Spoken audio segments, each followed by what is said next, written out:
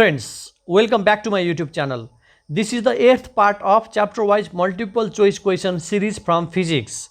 Today in this video we will discuss very important multiple choice questions from modern physics. Now let's start with our first question. The specific charge of an electron is, as we all know that specific charge of an electron is charge of an electron to the mass of an electron. Now let us see the solution. We know that charge of electron E is equal to 1.6 into 10 to the power minus 19 coulomb and mass of electron is equal to 9.1 into 10 to the power minus 31 kg. Now dividing them we get 1.76 into 10 to the power 11 coulomb per kg, that is in option choice A. So option choice A is the correct answer for question number 1. Now let's see question number 2. Which relation is correct one? Specific charge of an electron is equal to 1835 times specific charge of an proton, or there are other options also in option choice B, C, D. Now let us see the solution. In order to find the relation, at first we need to find the specific charge of electron and proton. Specific charge of electron is E upon ME and specific charge of proton is E upon MP. Here if you see the charge of electron and charge of proton, they are same or equal in magnitude. Now let us divide them. Specific charge of electron by specific charge of proton. The numerator is E by MB and the denominator is E by MP. E and E will cancel. MP goes up and ME goes down. We know that one mass of proton is 1835 times mass of electron, and the mass of electron are here in numerator and denominator, they will cancel with each other. Finally we get EME, that is specific charge of electron is equal to 1835 times specific charge of proton. That is in option choice A. So option choice A is the correct answer for question number 2. Now let's see question number 3. The specific charge of cathode ray is in fact electron. At last the last letter or last alphabet of cathode is E. So cathode ray is same like as electron, or they are beam of electron, and we know that in electron E is also constant, ME is also constant, so their ratio will be also constant. So specific charge of cathode rays is constant, that is option choice A is the correct answer for question number 3. Now let's see question number 4. The mass of alpha particle is, we know that in alpha particle there are 2 proton and 2 neutron, and mass of proton is equal to mass of neutron. So altogether we can say 4 MP gives the mass of alpha particle. 4 MP, 2 plus 2, 4, because mass of proton and mass of neutron are same. So 4 times mass of proton gives the mass of alpha particle, and we know that this first quantity is mass of a single proton. Mass of a single proton, that is MP. Now multiplied this MP by 4, we get our required answer, that is in option choice C. So option choice C is the correct answer for question number 4. Now let's see question number 5. The ratio of specific charge E by M of proton to the alpha particle is. Now at first we need to find the specific charge of proton and then specific charge of alpha particle, then we need to compare them. Now let us see. We know specific charge of proton is E upon MP, and specific charge of alpha particle is charge of alpha particle to the mass of alpha particle. And we know that charge of alpha particle, if you see this figure, this lower 2 is saying that its charge is 2 and upper this 4 is saying that its mass is 4. Now let us find their ratio. This is specific charge of proton and this is specific charge of alpha particle.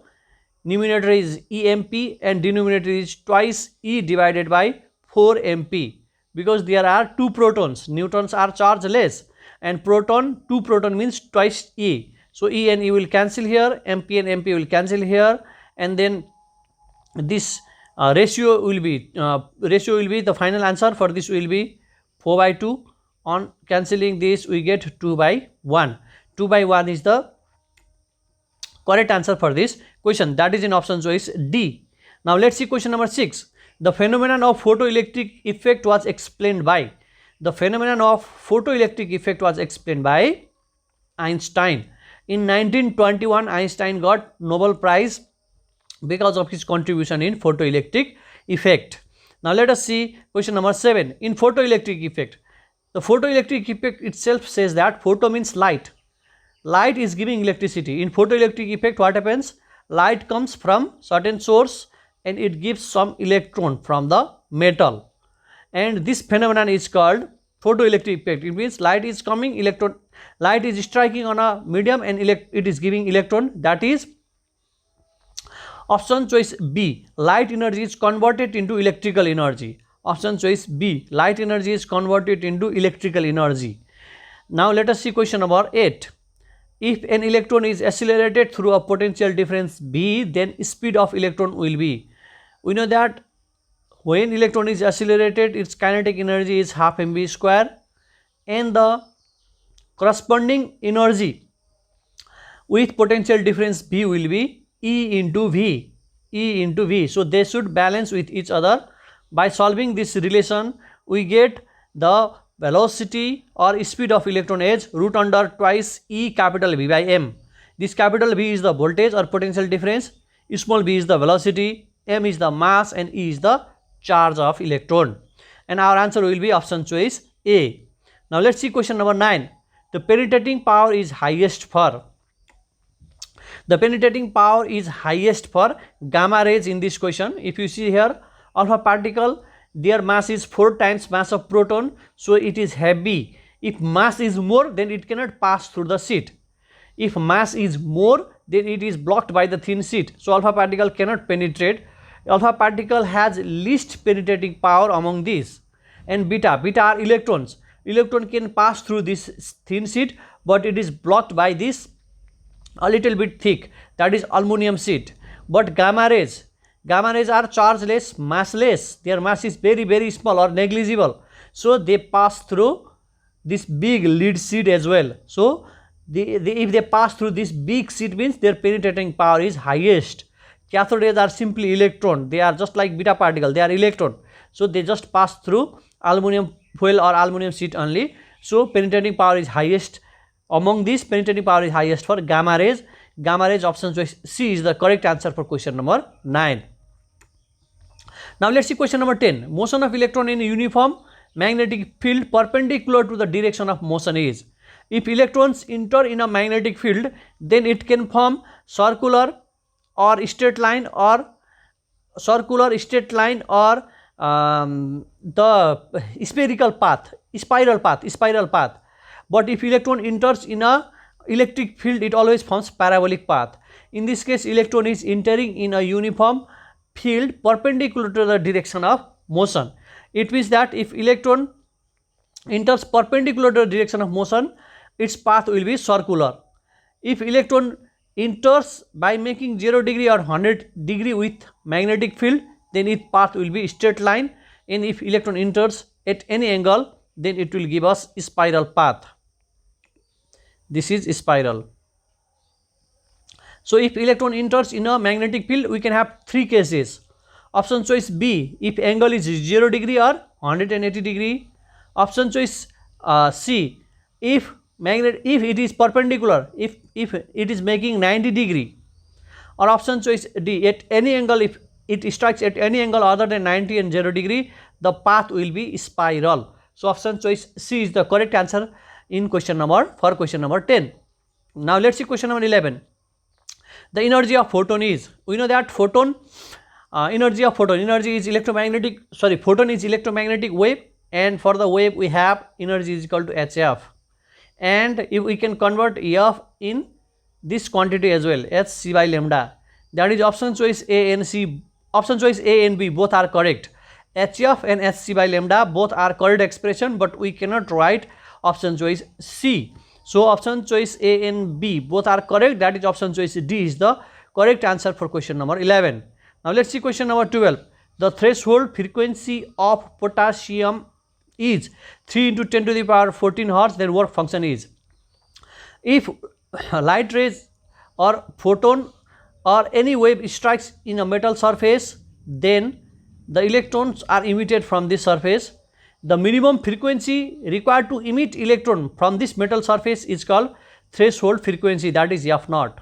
The minimum frequency of wave, this wave that should strike in this metal surface, in this metal surface, in order to kick out, knock out, or in order to throw an electron from this metal surface is called threshold frequency, and corresponding energy of threshold frequency is called work function. If we multiply this frequency with h, that is Planck's constant, we get corresponding energy. In this case, we need to find this W, work function, which is in fact h times f naught. F naught is threshold frequency. So now let us find the solution. We know h, value of h or Planck's constant is 6.62 into 10 to the power minus 34, and threshold frequency is 3 into 10 to the power 14. After solving this, we get 2.0 into 10 to the power minus 19 joule, which is in option choice B. So option choice B is the correct answer for question number 12. Now let's see question number 13. Which gate is known as inverter? If we see, we have OR gate, AND gate, NOR gate, NAND gate, and if we give one type of input, just if we give 1, then output will be 0, and if we give 0, output will be 1 in inverter. Inverter means just it inverts the given input. That is always found in NOT gate. So NOT gate is right answer for this question. NOT gate is inverter, it inverts the given input. Question number 14. X-ray does not show which phenomenon? X-rays shows the interference phenomenon, diffraction phenomenon, polarization phenomenon, but they do not show the deflection by electric field, because X-rays are chargeless. If the rays are chargeless, they are not deflected by electric and magnetic field. For the question number 14, correct answer is option choice D. X-rays does not show deflection by electric field process or phenomenon. Question number 15. In an atom, a revolving electron has. In an atom, there is nucleus and there is orbit. In orbit, electron always revolves, and its total energy is sum of potential and kinetic energy. So revolving electron has both kinetic and potential energy. Option choice C is the correct answer for question number 15. Now let us see question number 16. When an electron enters in a magnetic field, electrons revolve in a circular path with radius. We know that when electron enters in a magnetic field, it revolves in a circular path. In a circular path, a force is called centripetal force, mv square by r comes in action because of magnetic force, and we know the expression for magnetic force is BeV. If we compare this BeV with mv square by r, this V and V will cancel each other, and we get our required R from this. That R will be mv by Be. On comparing these two forces and solving this, we get R will be mv by Be. मेरा भाई engineer बनेगा. R is equal to M for मेरा, B for भाई, E for engineer, B for बनेगा, MV by BE. Now let us see question number 17. Which of the following is not wrong about photon? Which of the following is incorrect about photon? Photon are chargeless, electrically chargeless. Right answer. This is the correct expression for photon. They travel with this speed. This is the speed of light. This is also correct one. Photons travels with the speed of light, and photon is the smallest discrete amount or quantum electromagnetic radiation. Photon is the smallest part of electromagnetic radiation, and they are found in the discrete amount. This is also correct one. Wrong among this is spin of photon is 0. In fact, spin of photon is 1. So wrong about photon is option choice D, which is correct answer for question number 17. Now let us move to question number 18. A diode as a rectifier converts. The term rectifier means converting AC into DC. So right answer for this question is option choice A. A diode as a rectifier converts AC into DC, AC voltage into DC voltage, AC current into DC current. So option choice A is the correct answer for question number 18. Now let us see question number 19. Which gates are called universal gates? Universal gates are those gates, by combining these gates we can get all the basic gates, that is OR gate, AND gate and NAND gate. In this option, option choice A NAND gate and option choice B NOR gate, these are called universal gate, because by combining them, by using them frequently in different combination, we can get 3 basic gates. So option choice D is the correct answer for question number 19. Now let us see last question of this series. For the natural radioactivity phenomenon to occur, atomic weight must be less than 206, atomic weight must be more than 206, atomic weight must be equal to 206, and atomic weight must be less than 200. For the natural radioactivity to occur from an atom, its atomic weight must be more than 206. If atomic weight is more than 206, there will be more proton and more neutron, and there will be unbalanced between proton and neutron. Because of that, some radiation starts from that atom and the natural radioactivity phenomenon occurs. So option choice B is the correct answer for this question. Thank you very much.